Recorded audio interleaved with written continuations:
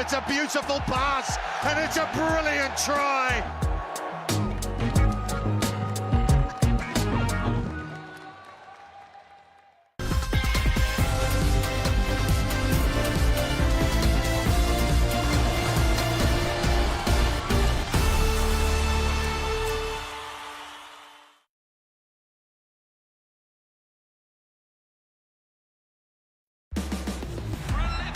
Big shot, delight. I mean, that's a great field This is shot. looking pretty good. Aronson with the interception. For a month of all the reasons you love being a premium sports fan, stay home, David, because the home of sport is where the heart is. it's another remarkable turn of events. September on Supersport. On DSTV, upgrade to premium. When a single thread binds with different strands, it has the strength to pull the very fabric of our great nation together. Through green and gold, we unite, stronger together. The quest to join Germany in Europe's ultimate football championship.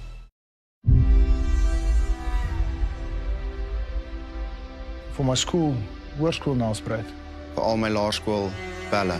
Voorskool Appington, vir Johnny, vir Elwin. Bonneton High, Gerrit Marots. Vir Waterkloof. En vir Stellenbosch.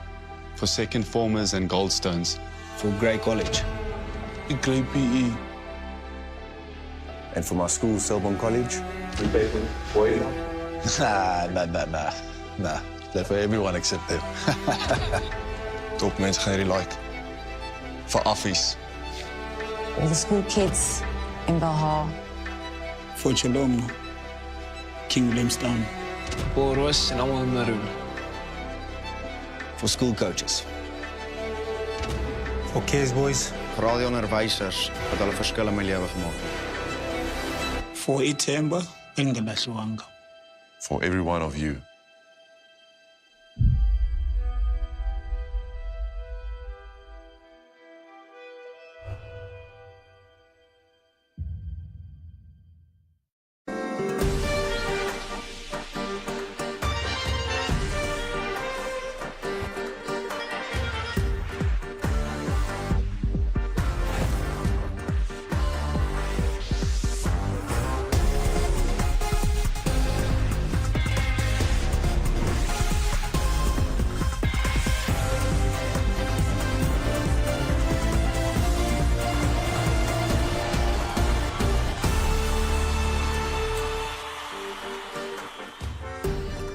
In 2019, Siamtando Kolisi on the 2nd of November would lift the William Webb Ellis Trophy to officially crown the Springboks world champions. Now, 1,408 days later, the official title defence for the Springboks begins as they take on a Nuggety in a very confident Scottish outfit. However, before we get to that match, there's one stop that we need to make out in Toulouse, where Japan are going to be taking on Chile, the Rugby World Cup's newest comers. How did they get here, you might ask yourself? Well, that's something that we're going to be picking apart throughout the next hour. And here to help me dig into some of those facts are former Springboks, Butch James, along with Brayton Paulson. And between these two gentlemen and myself, we'll be bringing you all the latest as far as what is the Rugby World Cup is concerned. Speaking of the latest, the coaches are going to be looking at all their computers, trying to dig apart some of those numbers that they'll be looking at. But here are some of the numbers that are most important to you and I.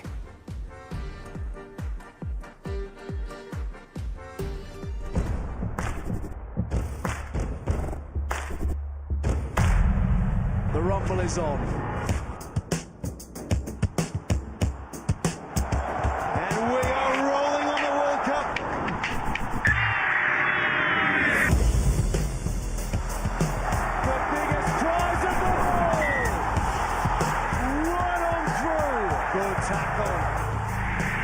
Punishing set of drives on the line. Oh, it's a domination. It's good. You want box office? You've got it. The perfect response. And we can go and they're over. The World Cup is theirs.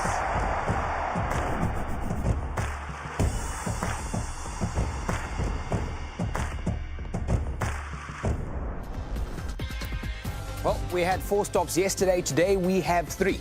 We'll be visiting 3 French cities in the form of Bordeaux, Marseille and Toulouse. Of course, starting off in Toulouse, where we're welcoming Chile to the Rugby World Cup. They're going to be taking on Japan, who also saw a rise to fame as far as the Rugby World Cup is concerned. You remember what happened in 2019 at the Land of the Rising Sun, where they made all that history in front of their home crowd. So we can't wait to dig into what is going to be happening later today. I say we because 2 gentlemen sit alongside me, Butch James along with Brayton Polsa. Butch, welcome. Yeah, it's good to be here, Sam. It's finally, the World Cup. I think we were all entertained on Friday night with the unbelievable opening game between New Zealand and France. And then yesterday, a full day on the couch watching rugby. It's been quite good.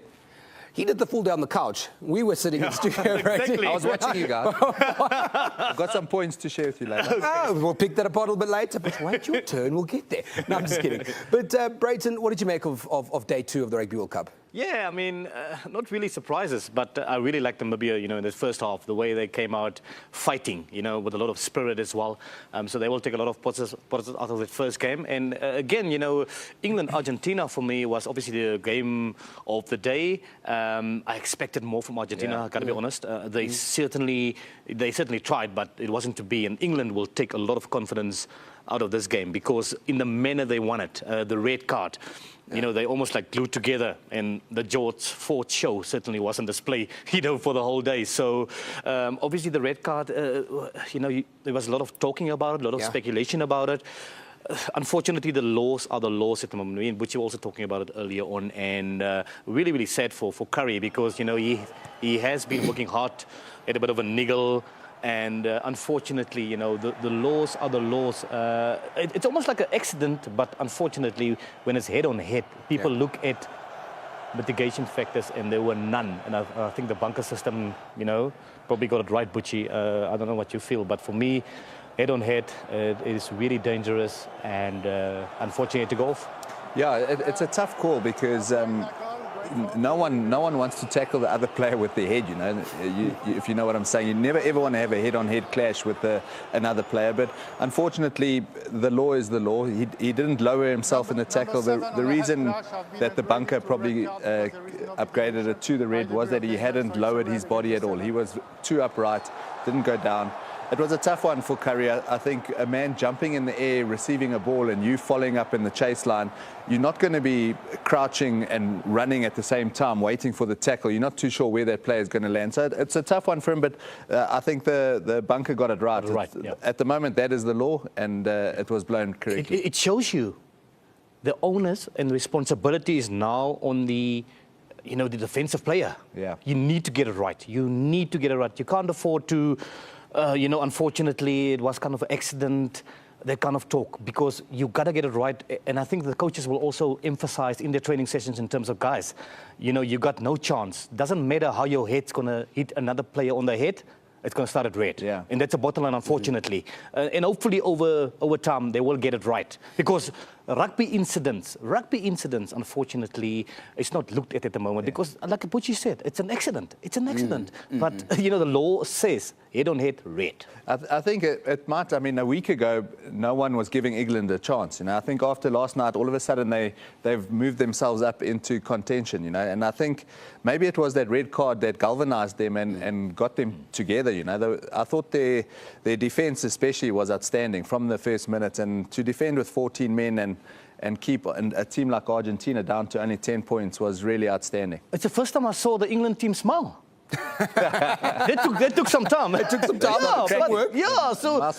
It shows you, how the coaching staff and the players work hard. And let's be honest, they went through a dark period, guys. Yeah. I mean, getting into the World Cup, I think a lot of pundits thought that Argentina are going to play them off the park. But this is the World Cup. This is where it matters. So suddenly, England send a signal, to the rest of the teams. Butch, Brady, how big is that jump from a regular international test match that you'll play in a September, August, to getting to the World Cup just a few weeks later? I think that jump's huge. I think we would have seen it in the opening game, just the atmosphere and the intensity of that opening game. It was definitely a huge step up from what we've seen throughout the whole year. So it's definitely a jump up from normal international rugby. And now, Sam, Andrew James. He's going to talk about the 210s. We want to show, you know, our viewers the 210s. George Ford, and this is the way George Ford controlled the game yesterday. I mean, he was absolutely outstanding, Butch. And I mean, you who played in 2007 and the Rugby World Cup final. I mean, the kick meters, for instance, from England, you know, that's very interesting. Look how many times they've kicked. They managed the game so well, yeah. And I think that's what's a difference for the England side, right? Yeah, definitely a different style of play as well compared to what we saw from England in 2019. I'm sure we all remember the entertaining rugby they played. They could move the ball around nicely, and we saw quite a few tries from them. Not a lot of kicking. Whereas last night, it was a totally different game. You know, Ford used his boot really well, controlled the game. I thought I mentioned their defense earlier. Their defense had huge intensity, and they had a bit of a rush defense, you know. And I think that showed in the meters gained from each 10, where the Argentinian guys weren't allowed to run with the ball. They got closed down quickly, and the England guys, like even Ford, he was allowed to take 8-9 meters before he even had to pass the ball, you know. So I think he was outstanding. I'm sure you remember quite early on in the game, he actually stepped into the pocket for a drop kick. He lined it up and then changed his mind and started passing it. So it was in his mind. Whereas once he slotted those first two, I think that was forefront in his mind after that. Let me just keep these drop kicks going, keep the scoreboard going. And I mean, that's exactly what happened. 27-10, and you didn't score a try. It's outstanding. It's outstanding World Cup rugby from England. Which, before we look at the George Ford show, do you think we need to keep Owen Farrell in the stands? I think so. I mean, unless he can also drop kick, you know. and then you have Marcus Smith. But let's just remind you about those fantastic drop goals from George Ford. Butchie, he did it so effortlessly. Yeah, and I mean, they've got Tuilangi there at number 12, and I don't feel that they've always ever used him properly. I think he's a big, strong ball carrier, so they've got to give him the ball and let him do what he's good at. You know, like I mentioned earlier, they've always wanted to throw the ball around and play entertaining rugby, where last night they went to the basics and they used him to his strengths. And then I think Ford's kicks, I mean, they weren't little daddles from the 22 either. You know, these were tough drop kicks, and I mean, this one absolutely sailed over, and it's from the halfway line. So it was kicking them so sweetly. It reminded me so much of Yanni de Beer in 99, Brady. Just the way he just almost could not miss whenever he lined one up. So yeah, it was an outstanding performance from him, and I think he will be the first one to admit that he's got to give a lot of credit to his forwards and to the guys around him for putting him into this position. No pressure on him. So yeah, it's just a great team effort from England last night. But for half a second, I thought you were going to say that he reminded you of your younger self. Yeah, when you had the number. I was the only guy who could go for a drop kick and find the corner flag. Well, we move away from one game that wasn't an upset, that was expected to somewhat be an upset, to another one where we could have had an upset on the cards and nothing of the sort happened. Perhaps, Butch, again, speaking to that difference between Test match rugby and making that leap into World Cup, where we saw the side of Australia defeating Georgia, Brady. Yeah, Australia certainly came out. You know, they did what they needed to do. I mean, there's obviously lots of room for improvement, but it's the first game. There's a little bit of nerves, you know, a new personnel coming on, getting an opportunity. So for me, I think Eddie Jones can be very happy in terms of how his team went out and played with the intensity they did. So not a lot of issues for them at the moment. And, you know, their forward pack certainly impressed me the most yesterday, because they were kind of a little bit missing leading up to, you know, the World Cup, because Georgia, it's a physical team. I played against them, and I tell you, I was really sore the next day. They can get really physical. They can get under your skin. But Eddie Jones should be happy with his start. Yeah, I think Brady hit the nail on the head there. There's a lot of room for improvement. And I think they're really fortunate that they're in that pool, you know, where they don't have the toughest pool, so they are able to build that confidence and improve as the competition goes on. So who knows how they're going to end up. But it was also interesting to see how every time they got a chance to score the points, they went for poles and played it like a proper playoff game, you know. So you can see their intentions, and who knows, maybe they will build that confidence and they could maybe be out there in the end. It's going to be a big one against Wales and Fiji. Obviously, the three of them are vying for the 2 spots, so you almost got to take every point you can get. Brayton, you and I sat here yesterday when Swayze de Bruin called, what was it, a 76-point game? Yeah. And it ended up being, what, 82 points? That was a difference there by 8 in that match? Jeez, I tell you, Swayze's math is really, really good, eh? He made some good mathematics here in studio. So well done, Did he have a calculator or what? Yeah, I don't think he had. He's got a profile and a system that he's got a system formula of some sort. Yeah. But actually managed to be 82 points to 8 there that match ended as well. And then we saw France, or rather Italy, beating Namibia 52 points to 8 in the morning as well. But in just a few moments, gentlemen, we are going to be looking at talking about Wales and Fiji, along with looking at what is going to be happening with that Springbok game a little bit later on. But before we get to that, there's more happening, so much more happening on your World of Champions and on DStv. The Proteas currently find themselves in a ODI match series against the Australians, also building up to a World Cup themselves, believe it or not. And that series is going to be coming to an end next weekend. And then there's footy that hits the pitches, rather, with the UEFA Champions League that is going to be coming and catch all those moments on your home of sport on DStv as well as DStv Stream. Now, there's also some quiz action that is available. I'm going to leave this here a little bit longer just so you can run to the television quickly and scan that QR code. Otherwise, you can head over to supersport.com, and that is just for the quick fire quiz with how well you know your rugby. I asked Brayton the question yesterday. He happened to get it right as well. So he seems to know all of his rugby. So while you get a chance to scan the QR code, if you might have missed it, make sure that you go to supersport.com and you can get all the information that you need for that quick fire quiz. Coming up next, we look at the games that are to come in today's World Cup action. We'll be starting by looking at Wales and Fiji.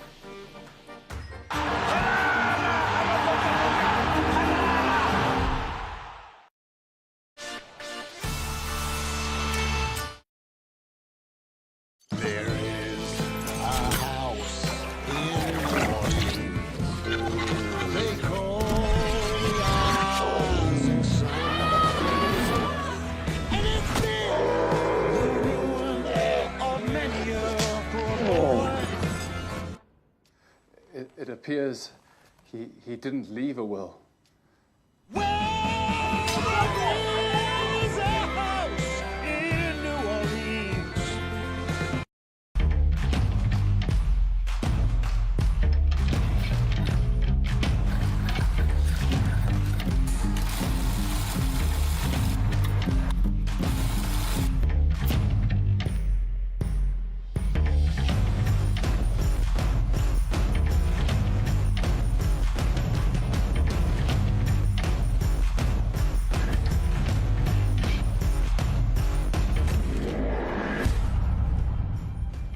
Every match-defining moment is a step forward on the road to Berlin.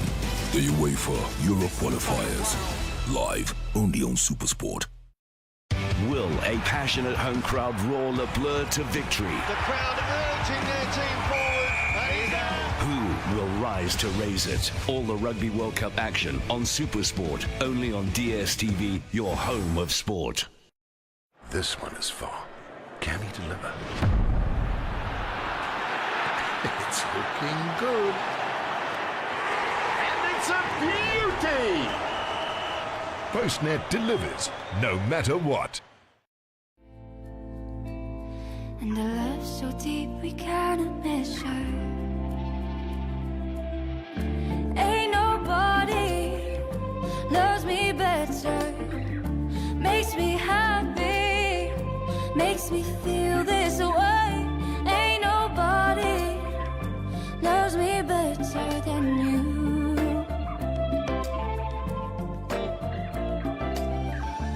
Ain't nobody.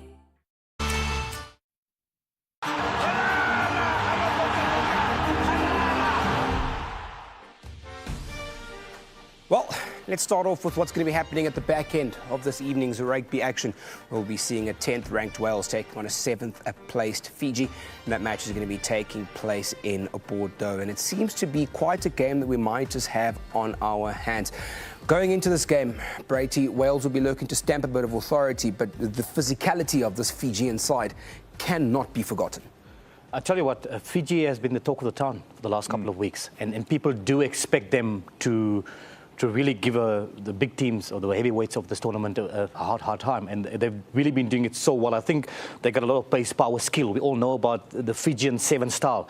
And they're doing it at the moment and they're getting it right, but they got a bit more structure as well. And that makes them a dangerous team. You know, they can front up when they need to. They can bully people when they need to. And again, you know, now and again, discipline issues can get the better of them. But I think the coach, you know, he certainly has got the best out of this team. So I expect this Flying Fijian team to go a very, very long sort of road in this World Cup. Butch, let's review on the clock to 2007, knockout stages, playing against the Fijians. What's it like being on the field against these kind of men?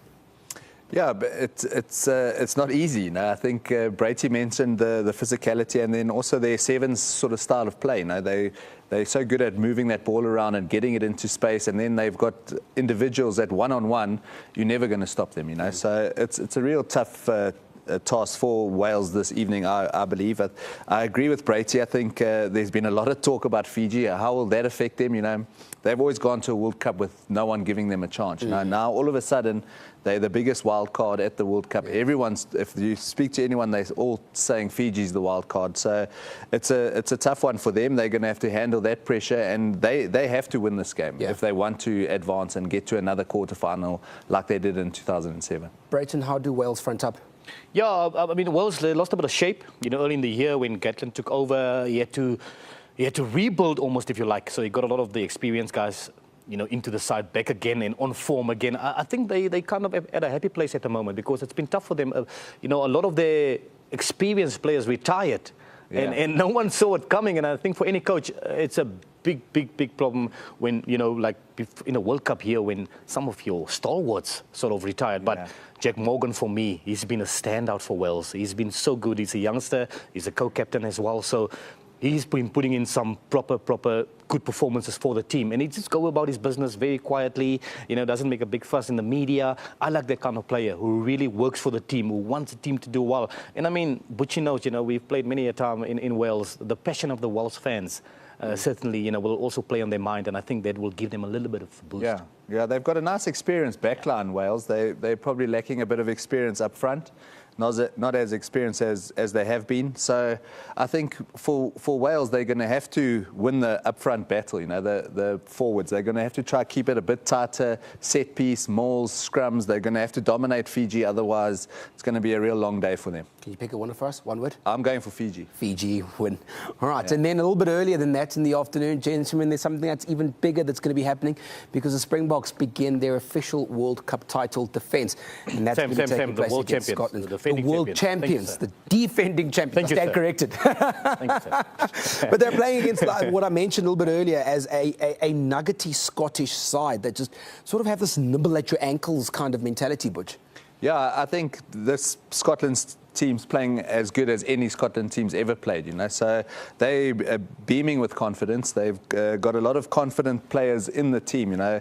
Of course, their flower, Finn Russell, when he's confident and on form, it's pretty hard to stop them. So I'm sure Jacques and the team have done the analysis and know exactly where to try and cut them down and also put that pressure on to a guy like Finn Russell. But yeah, it's an interesting team selection as well from Jacques. There's one or two positions that I thought were pretty tightly contested, and yeah, I'm sure we'll see the teams now, and then we can maybe chat about the team selection. Well, looking at the Scottish side now, and you mentioned the likes of Finn Russell, but you've also got the back trio of the Scottish side that can be so dangerous, which wouldn't allow for the Springboks to have any misplaced exit play, Brady. Yeah, I mean, Duan van der Merwe, you know, South African, he's going to be a standout for them. I think they want to get the ball to the back three as much as they can, but I think that will be their issue. That will be difficult to be able to manufacture because of the way we play. We are really good in preventing teams from playing to their strength. And I think that's why the Boks have been so successful over the last couple of years. But the vibe outside, at the hotel, at the airports, everywhere, it's so beautiful to see people wearing green and gold, Sammy, and that makes me excited. And let's be honest, you know, we don't want to put too much pressure on the boys, but so far the cards are playing nicely into our hands. You know, we're going under the radar. People may do the talk, but our boys are focused. You can see the focus. You can see the whole build-up to this World Cup has certainly worked in our favour. We're going to look at the Springbok team in just a second, Butchie, but while you were talking about it, talking about one or two perhaps maybe omissions or surprises as far as positional play is concerned for you. If you were to pick a player to watch for the Springboks today, who do you think it would be? You're asking the wrong guy, because I always just look at the flaws, you know. But, no, I think Jasper Wiese, we need a big game from Jasper tonight. I think Brady touched on it. If we need to beat Scotland tonight, we need our pack to be at their dominant selves, you know. And in saying that, I think obviously the tight five will all depend on how well Jasper plays. So if they're going forward, getting him nice, good, clean ball, he can have a nice, solid game. I think another big player would be Damian Willemse at fullback. You know, I think for me, those were the two positions where maybe surprises. I thought Dwayne and Willie had both played really, really nicely in the build-up to the World Cup and almost played themselves into the team, but they've seemed to have picked the other two, you know. So I think those two players, I think we all need them to have two big games, and well, each of them to have a big game. And I think most importantly, we need our pack to be as angry and as physical as they were against New Zealand in London. For me, number one, Malcolm Marx. You know, and I know it's early days, but I'm picking Malcolm Marx as a player of the tournament, Sam. Yeah. You know, he's really been so good. You know, every time he started, obviously he's got the record now for the most tries for a Springbok forward. But then, you know, number 14, Kurtley Arendse. I mean, you know, my favorite number, the magic with Jason Colby and Damian Willemse. You know, hopefully we'll get ball to those guys as well. And depending on how the game goes, let's expect first 20 minutes of, you know, sort of feeling each other out. And I don't think it will open up in the first 20 minutes, because Scotland play a kind of game there. They need to go around the box. They can't go through the box, let's be honest. They need to go around, so they need to get the ball to the wingers in the wide spaces. So I do feel there will be opportunity for guys like Arendse and Colby. Well, for us, we're going to head over down towards Toulouse to pick apart what is our game for today, where Japan are going to be taking on Chile. But you can also join us on #SSRugby on who you think the most influential block player for today will be. Coming up next, we look at Japan and Chile.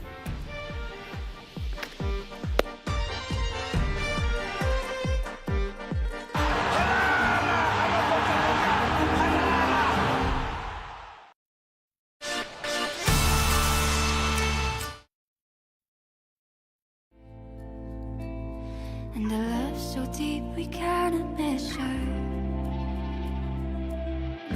Ain't nobody loves me better, makes me happy, makes me feel this way. Ain't nobody loves me better than you.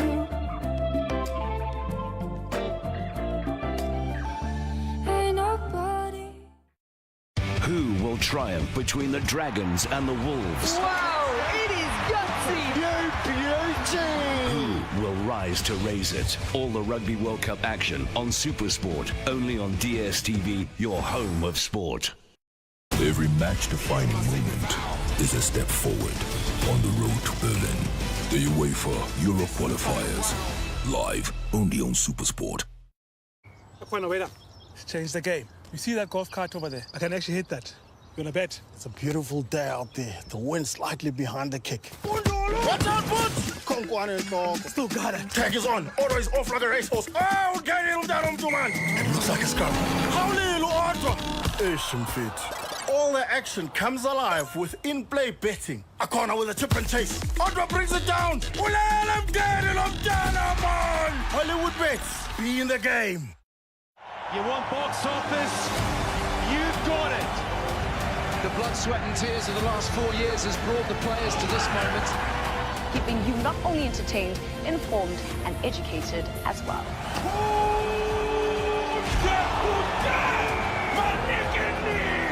This is a power-packed side. Look at the acceleration here. He's in!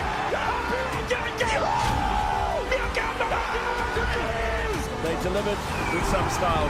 The Rugby World Cup is ready.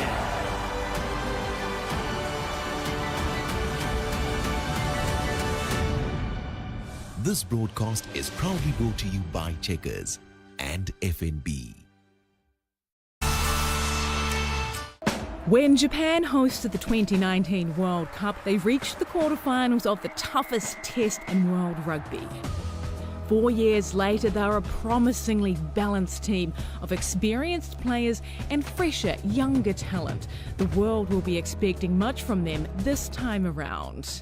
My preparation with the team is getting our players to understand that first game for Chile will be their World Cup final. You know, if they come to the World Cup in France in 23 and win the first game, you know, they'll make history. So we know what that feels like, having done similar things like that in past World Cups, and so mentally we need to be ready for that. There are new levels of confidence and ambition in the camp, the players quietly counting down the hours to their first whistle and the chance to go even better this time around. In the last tournament, we made it to the last 8 for the first time. And many people told us that we changed Japanese rugby, but in the end we lost. And personally, all I felt was frustration. So this time, I want to keep winning and do even better than we did last time. That's everything to me. 2023 is an historic year for Chilean rugby. Their very first appearance at a Rugby World Cup and a place earned the hard way. With only one spot left for a team from the Americas, they beat the USA by just 1 point in the playoff.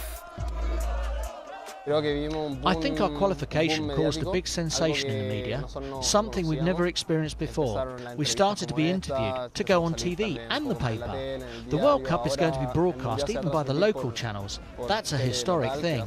It has never happened before. There's a tangible, unique spirit amongst the Chilean squad. Within hours, the players were into the Atlantic at their Brittany base. Well, we've been working with the squad for many years, so it's more like we're a brotherhood than a team. We call ourselves a family, but without losing the connection that there should be in a team. So we're very happy in that sense, and I think that's what characterises us.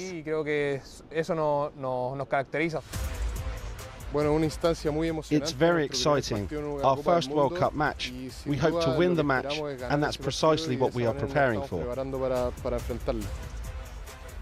We want to go out and surprise everyone. Nobody will be expecting it, and that's one of our strengths. We're going to give our all in that game. It's a tall order for the World Cup debutants as they pit themselves against Japan.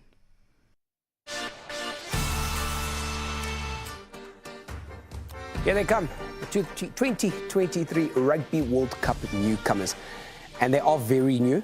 We're going to tell you just how new. They're almost new to the game of rugby as a whole, as far as what is a semi-professional and professional environment is concerned. We'll tell you about that in just a few moments. But Chile looking to cause one or two, or raise one or two eyebrows as far as the campaign is concerned. A very, very immensely young Chilean outfit who are going to be taking on this Japanese team who've made history on a number of occasions, at one point at the expense of the Springboks, a day that many Springbok supporters would like to forget back in 2015, but perhaps made right by the Springboks in 2019 in the qualifiers as well.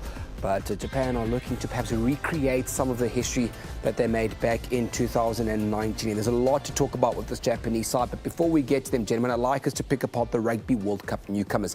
This Chilean side, Brayton, their sort of high performance was only developed in Chile in 2018. They became the third team, or third country in South America to have a high performance center for rugby that had been developed.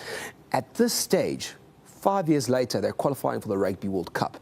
It's absolutely amazing, but perhaps maybe speaks to the importance of having such systems put in place. It really is incredible, Sam. And what you mentioned is that it obviously is bearing the fruits already. You know, get to the World Cup, they beat USA by 1 point.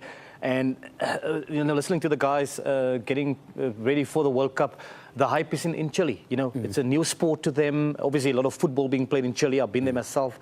Really, really passionate people. But for them, it's about the experience. And for them, it's not to almost like embarrass themselves as well. You know, it will be tough. It will be tough because we all know Japan is a team that really, really, you know, they can turn it on. They can really, really, you know, upset a lot of teams. But Chile going a little bit undercooked into this game because they haven't had a lot of exposure, a lot of games, you know, where you find combinations sort of start to work for yourself. But expect a lot of fight again and a lot of heart from this Chilean team. Which, before they qualified for the Rugby World Cup, this Chilean side had only beaten Georgia back in 2004, and at that time it was a weakened Georgia side. They needed 2 points to beat the US to qualify for the Rugby World Cup. What does that do for their confidence coming into this tournament, as big as what the tournament might be? No, I think they're flying high with regards to confidence. I think, like we heard in the player interviews there, they've been staying together for quite some time and they've almost become a family. And I think for them as a team, they've got to take that sort of feeling into the World Cup, and also they've got to enjoy it. You know, it's their first time at any World Cup. Enjoy the experience, get the experience, and then, yeah, just give your best, like they said they were going to do. That's all you can expect. All the Chileans at home, they're going to just be expecting that they give it their all and try their hardest. And the way they're talking up there, I mean, obviously they've got to back that up on the field now, but I think they're going to come out and play some entertaining rugby, and also you're going to see them playing with a lot of heart and enjoying themselves. You speak about the importance of the guys sort of being all together in one space. Majority of these guys all come out of one province as well. What does that do for cohesion and chemistry for them coming into the setup of the World Cup, Brady? Well, that is what you want. That's why they talk about the family environment, which is really, really cool. That already going to give them a extra 50, 60% of, you know, we are family, we fight for each other. But again, you know, unfortunately, the World Cup, you get found out a bit because when you play against the heavyweights, it's not easy to beat them. And I think they will learn and they will enjoy that experience, because hopefully in 4 years' time, again, they will be better and they will have more experience for what they learned from this tournament. Well, let's hear from the one person who actually put this whole high performance together, their coach, Pablo Lemoyne. Pablo, 3 years ago, you had a dream. Today, it becomes reality. Chile are about to play their first ever Rugby World Cup, mainly thanks to you. Please tell us in your own words just how incredible it is to be here today. Well, as you say, you know, it was 3 years ago. It's a dream, but the dreams comes true, you know, and we had to work really hard. It's like life, you know. You have to work hard to arrive on your objectives, and that group of boys, they're really good on that. And for us, it's a dream come true, but also it's the payment of a really big job. You know, we're working really hard. You know, the best conditions, but we're arriving. And for us, we achieved something big. You know. How have you